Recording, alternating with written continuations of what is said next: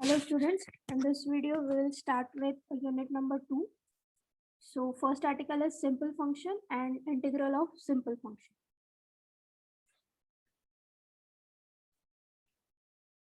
So first we will see definition of simple function.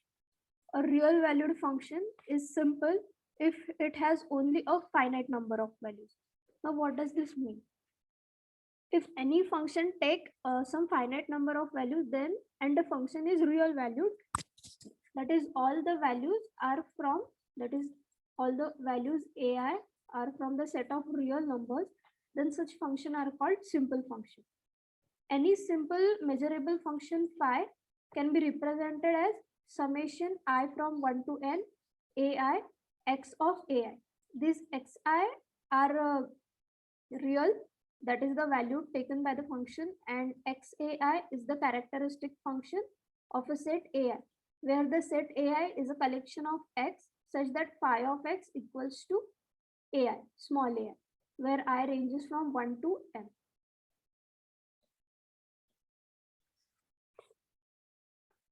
Second definition is integral of a simple function. So if phi is a simple measurable function, then we define integral of a phi, that is integral of simple function with respect to measure m, such that integral of phi dx equals to summation I from 1 to n ai measure of the set ai. Here the set ai is again the collection of x such that phi of x is equals to ai.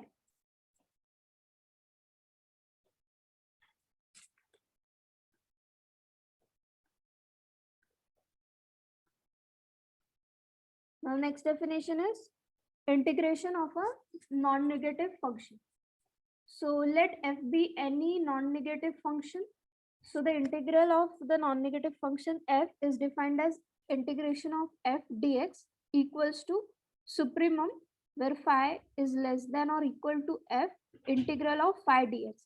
And here this supremum is taken over all measurable simple function phi, which is less than or equals to f. So next is integral of f over e. Integral of f over the set e. So let e be any measurable set and f be any non-negative measurable function. Then integral of f over e is defined as integral of f dx over e equals to integral of f xe, that is characteristic function of set e, where e is a measurable set, dx is the integral of f over e.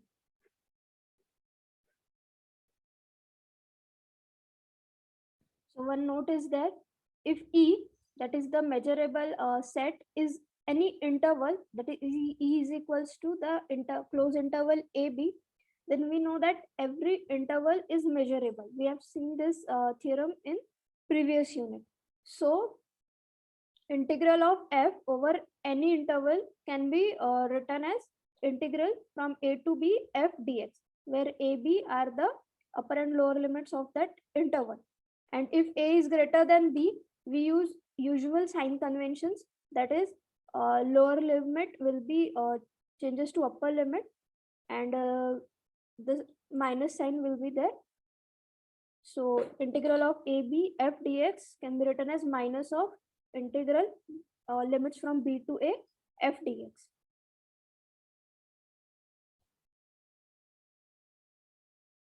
Now the first theorem is here given that phi is a simple measurable function defined on a measurable set e, and we have to prove these three conditions. First is integral of phi over e dx equals to summation I from 1 to n ai measure of ai intersection e for any measurable set e. Second, integral of phi over a union b equals to integral of phi over a plus integral of phi over b, where a and b are any disjoint measurable sets. And the third one is integral of a phi over e equals to a integral of phi over e for a greater than 0, for any a greater than 0. So let's start with the proof.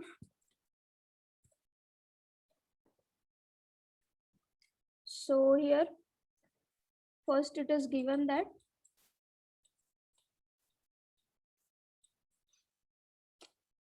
phi is simple measurable function.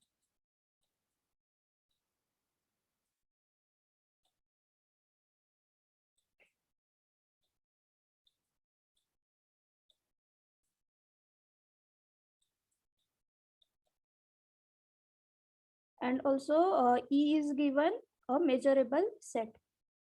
This phi is a simple measurable function defined on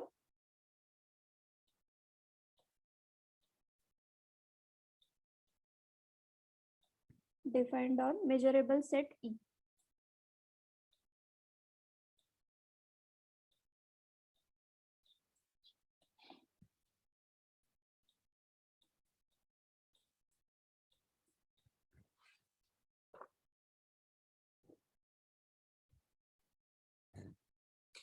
First we have to prove that. To prove, first condition is integral of phi over E equals to summation I from 1 to n ai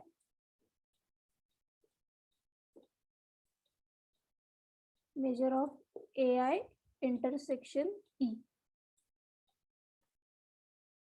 for any measurable set E. Second condition, we have to prove that integral of phi over A union B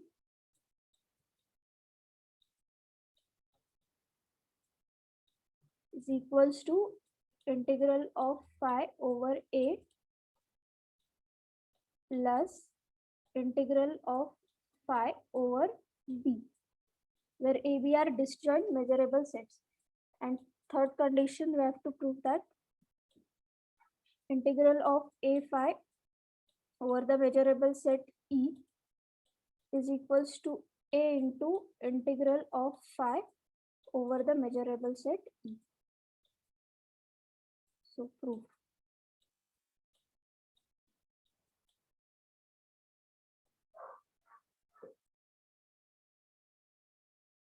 So let's start with the proof of first.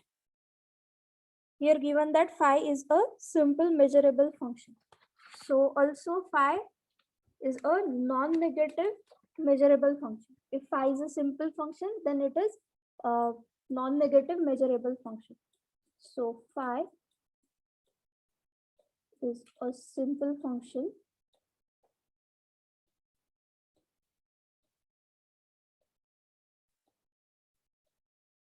implies that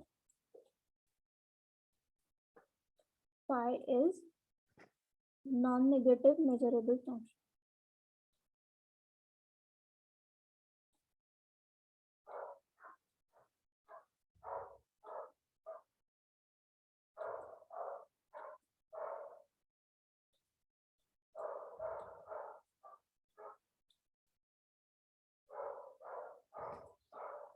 So this implies that integral of phi over E dx is defined as integral of phi characteristic function over the set E dx, and let this be number 1. This is where the definition of integral of function over the set E. Now since phi is a simple function, it can be defined as, since phi is a simple function,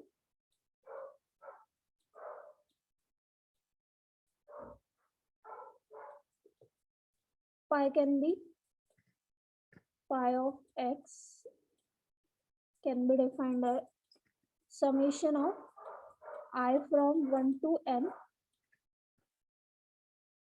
ai characteristic function over a set AI, capital A. Now let this be number 2. Now we will use this value of phi of x in first. So using second in first implies that integral of phi over the set E dx is equals to integral of, in place of phi, summation I from 1 to n ai characteristic function over the set A, capital AI, characteristic function over the measurable set E dx. So again, this implies that taking summation outside, this implies that integral of summation I from 1 to n small ai, and this characteristic function can be written as characteristic function over the set ai intersection E dx. So again, by the definition, this can be written as summation I from 1 to n ai measure of the set capital AI intersection E. That is integral of function phi over the measurable set E is equals to summation I from 1 to n ai measure of set AI intersection E. Hence the first part is proved. Now the second one. Here we have to prove that integral of phi over A union B is equals to integral of phi over A plus integral of phi over B. So now from 1 we can write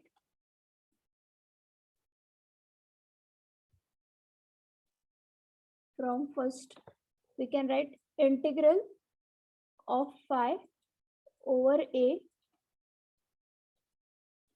is equals to summation I from 1 to n ai measure of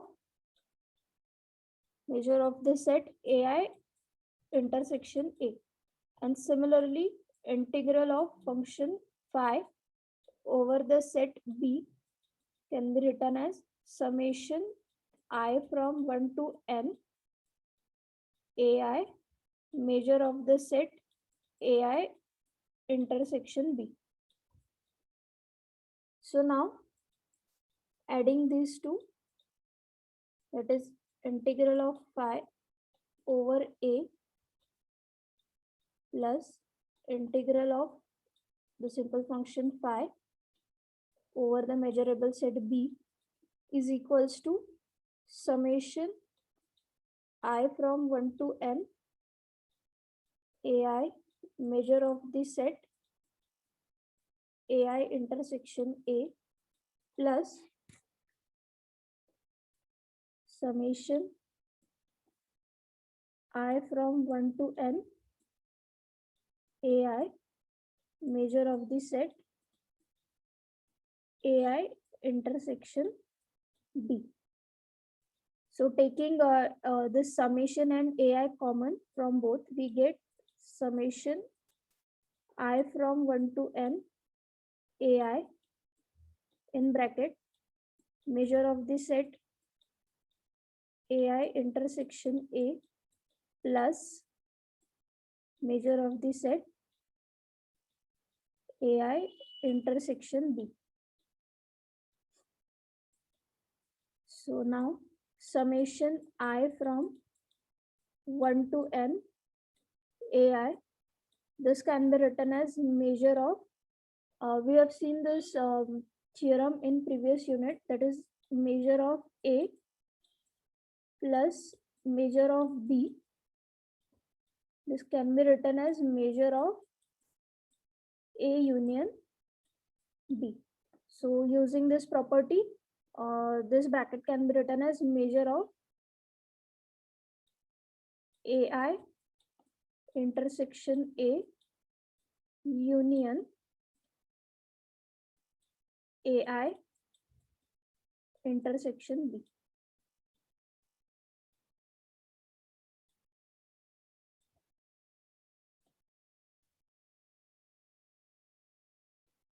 So now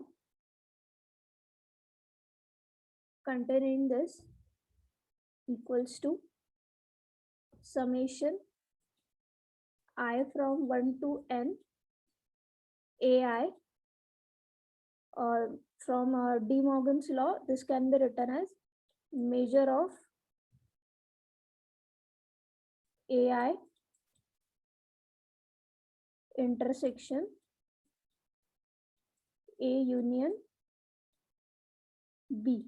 And again from the first condition, this can be written as integral of phi dx over the set A union B. So therefore, integral of phi over A union B is equals to integral of phi over A plus integral of phi over B. So here the second condition has been proved. Now the third one.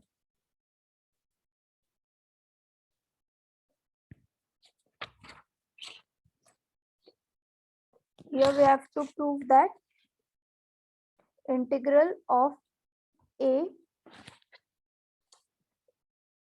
phi over the measurable set E is equals to A into integral of simple function phi over the measurable set E. So proof. Now as phi is a simple measurable function,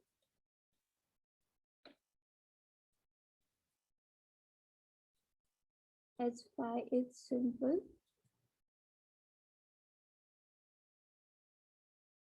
measurable function. So by definition of a simple function, it takes finite number of values. So therefore it takes values a1, a2 up to an. So therefore the function a into phi will take the values. This function a phi will take value a into a1, comma a into a2 up to a into an. So therefore integral of this function a phi over the measurable set E is equal to summation of I from 1 to n a into ai, since it takes the value ai, measure of ai intersection E. So taking this a out of the summation, so we get a into summation I from 1 to n ai measure of ai intersection E. So therefore by definition this is a into integral of phi over the measurable function E dx. So therefore integral of a phi over the measurable set E is equals to a into integral of phi over the measurable set E. Now hence all the three conditions have been proved, and hence all these three conditions have been proved, and hence the theorem is proved. So hence proved.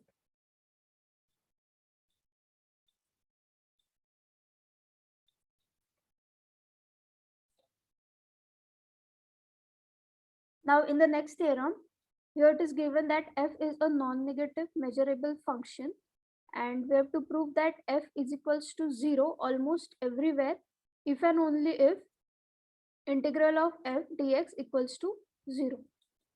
So proof. In the first part, let f be a non-negative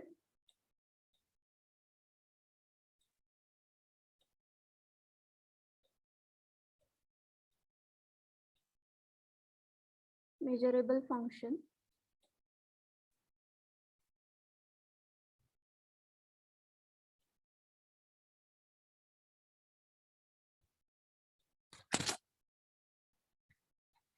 so you know that the integral of non-negative measurable function is defined as integral of f dx is equals to supremum over phi less than or equals to the function f integral of phi dx. So let it be number 1. Here the supremum is taken over all simple measurable function where supremum is taken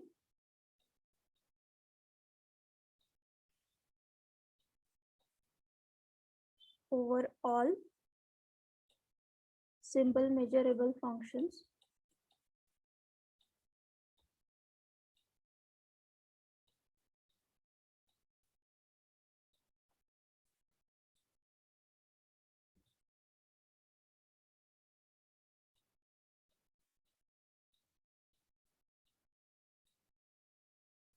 phi which is less than or equals to f. So now we have given that let f equals to 0 almost everywhere. So therefore integral of phi dx equals to 0. So this implies that supremum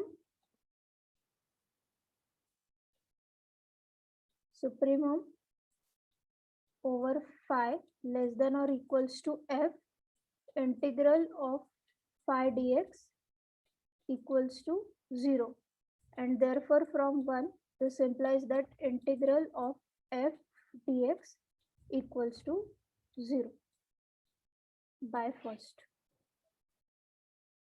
So here the first condition has been proved, that is when f is equals to 0 almost everywhere, then integral of f equals to 0. Now conversely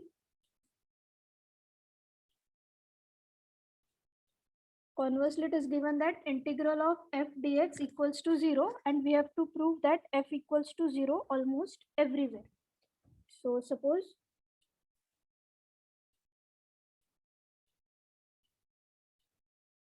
integral of f dx equals to 0. Let it be number 2. So now we suppose that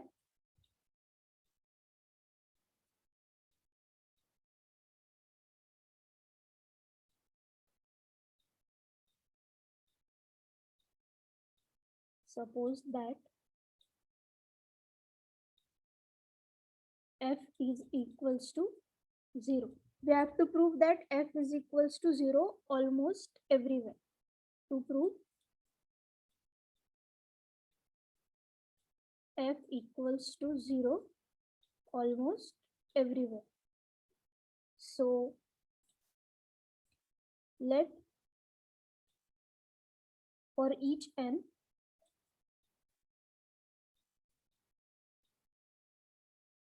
we define a set En equals to x such that f of x is greater than or equals to 1 by n. So taking union of all such sets, that is union n from 1 to infinity en is equals to the collection of x such that f of x is greater than 0. So now consider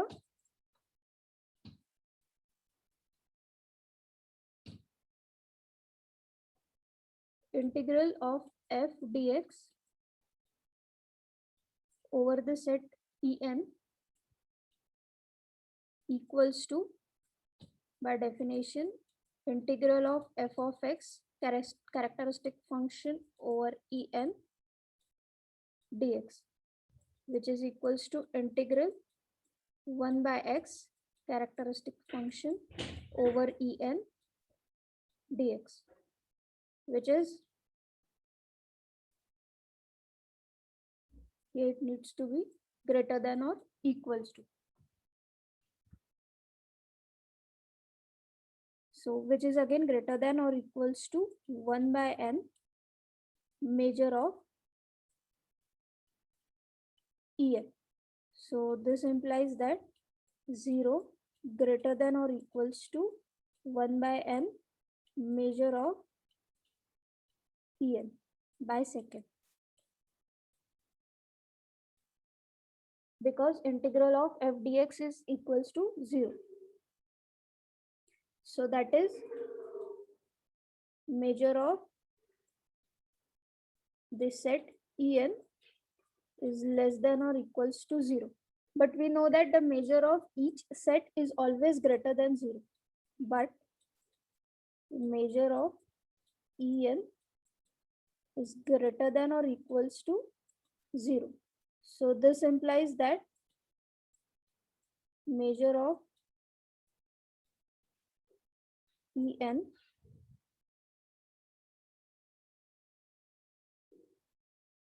equals to 0, that is measure of union of n from 1 to infinity En, which is equals to summation n from 1 to infinity measure of En equals to 0. So therefore f equals to 0 almost everywhere, and hence the theorem is proved. The theorem is proved.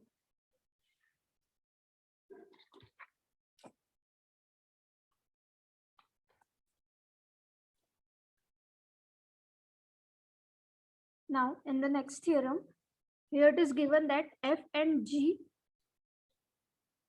are the non-negative measurable functions. So these 4 conditions are given and we have to prove that. So first is, if f is less than or equals to g, then integral of f dx is less than or equals to integral of g dx. Second, if a is measurable set and f is less than or equals to g, then integral of f over a is less than integral of g over a. Third, if a is greater than or equals to 0, then integral of af dx is equals to a integral of f dx. Fourth one is, if a and b are measurable sets and a is a superset of b, or we can say b is a subset of a, then integral of f of x over a is greater than or equals to integral of f over b.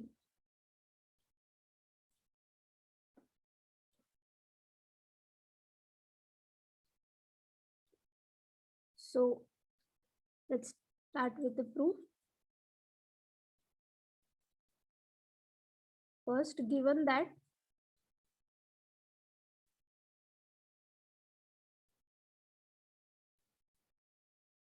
f and g are non-negative measurable functions,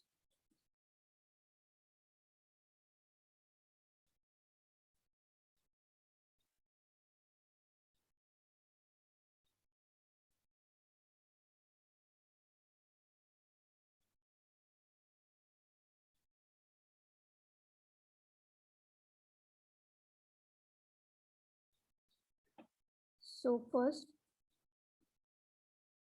here we have to prove that, to prove if f is less than or equals to g,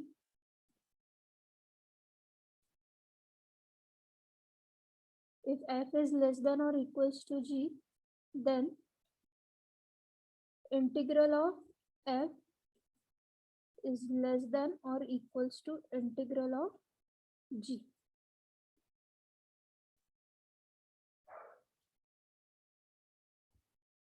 So as f is a non-negative measurable function, so we know that integral of non-negative measurable function f can be defined as integral of f dx is equals to supremum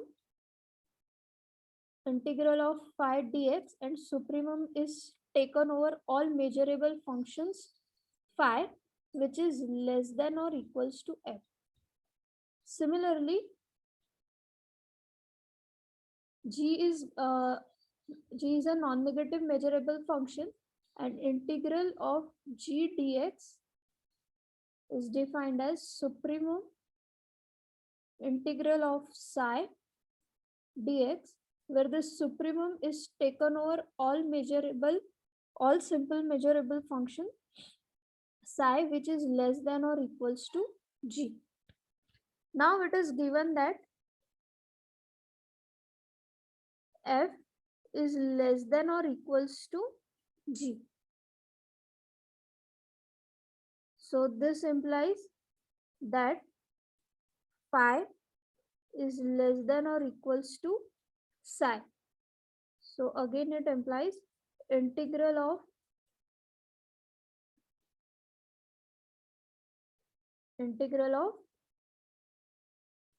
phi dx is less than or equals to integral of psi dx. So again this implies taking supremum on both sides, supremum integral of phi dx, where this supremum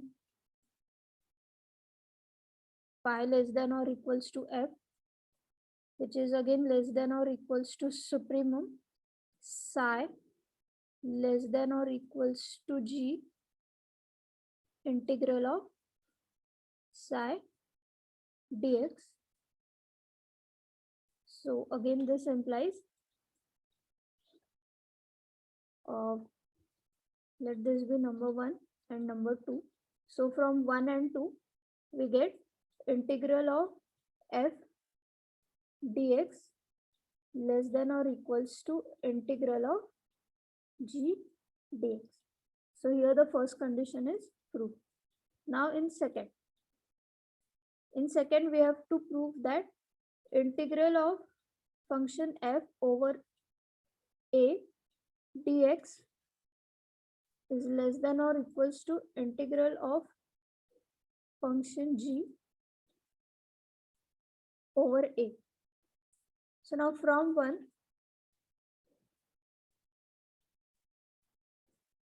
first, f is less than or equals to g implies that integral of f integral of f dx is less than or equals to integral of g dx. So again this implies that integral of f characteristic function of set a dx is less than or equals to integral of g characteristic function of the set a dx. That is, we are multiplied by the characteristic function of the set a on both sides. So again by definition we get integral of f over the measurable set e is less than or equals to integral of g over the measurable set e dx. Therefore, the second condition have also been proved. Now the third condition. In third condition, we have to prove that integral of af dx is equals to a into integral of f dx for a greater than or equals to 0.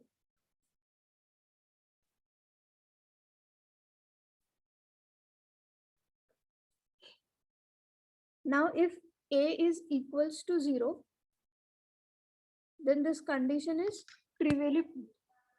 So if A equals to 0,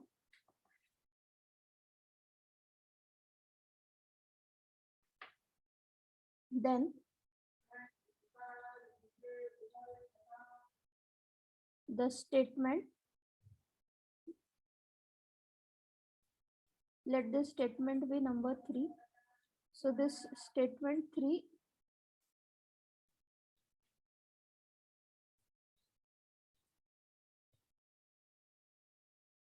is true.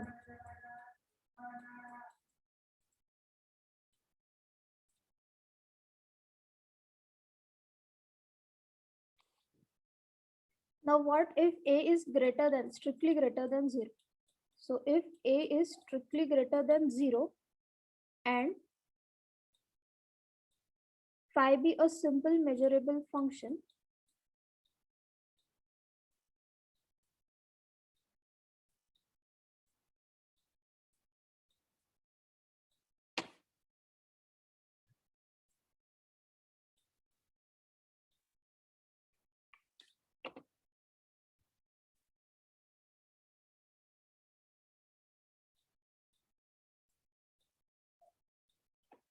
if A is greater than, strictly greater than 0 and phi be a simple measurable function with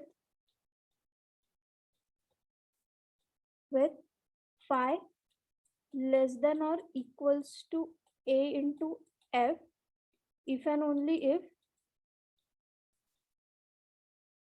phi is equals to A into psi, where psi is simple function and less than or equals to F, where psi is simple function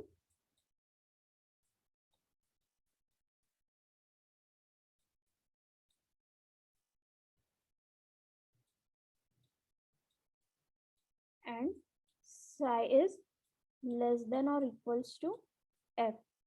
So now as phi is equals to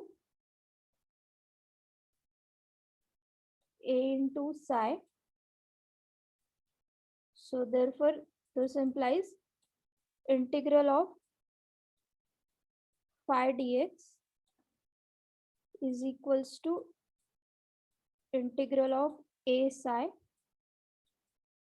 dx is equals to A into integral of psi dx. So therefore integral of A f dx is equals to supremum of integral of phi dx. So this implies A into supremum of integral of psi dx, which is equals to A into, where supremum is taken over psi, which is less than or equals to F integral of psi dx. So again this is equals to A. By definition this is integral of F dx. So therefore integral of A into F dx is equals to A into integral of F dx.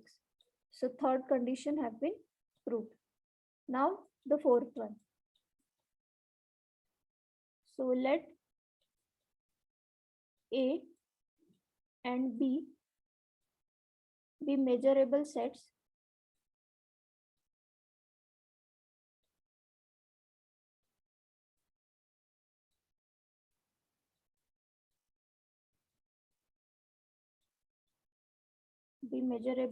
such that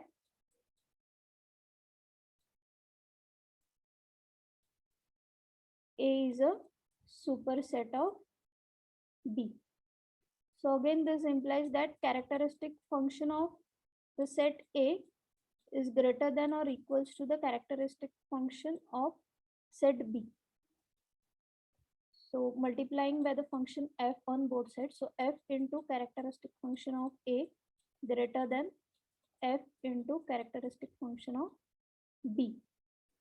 So this implies integral of f characteristic function of A dx, which is greater than integral of f characteristic function of B dx. And by definition, this is integral over A of function f, which is greater than or equals to integral of function f over the set B. And hence the fourth conditions have been proved. So here we have proved all the four conditions. So hence the theorem is proved. So now in next video, we will start with next theorem, which is Fatau's lemma. And again, some theorems regarding it. Also, we will start with the next article, which is Lebesgue monotonic convergence theorem. Okay, thank you.